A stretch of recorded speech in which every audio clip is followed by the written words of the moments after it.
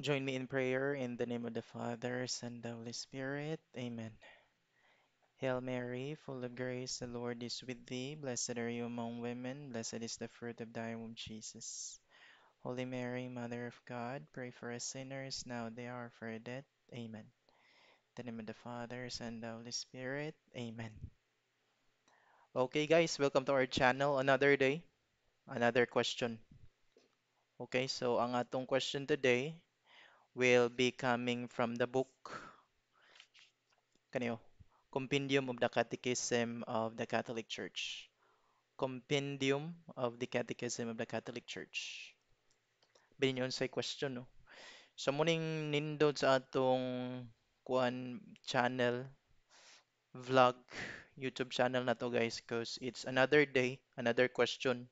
So, this is about our faith as a Catholics. No, para mag-grow ta, makabalo pa ta, makatunta, unsa ang atong mga tudlo sa atong simbahan. No? It's very good nga gasimba ta. We believe in God, love our neighbor, love our parents, provide what we need, what they need. Pero mas maayo pod na we grow more on our faith in the Catholic Church. Okay? So question number one today. What is the plan of God for man? Again, what is the plan of God for man? Unsay plano sa Ginoo sa ato nga mga tao? Okay? So answer. God, infinitely perfect and blessed in himself, in a plan of sheer goodness, freely created man to make him share in his own blessed life.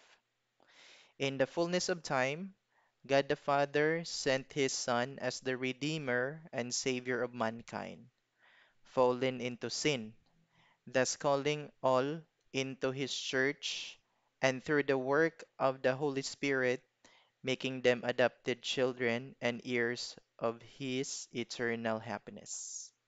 Okay?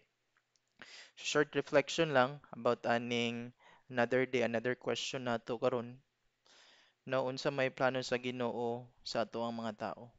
So nindot kay ang tudlo sa simbahan. Ingon din no nga si God, even though infinitely perfect and blessed in himself, ibig sabihin di niya kailangan og giniting. Kay perfect naman siya, no? Perfect, blessed, happy, contented for all eternity. From the beginning of everything, God has been perfect and blessed in himself.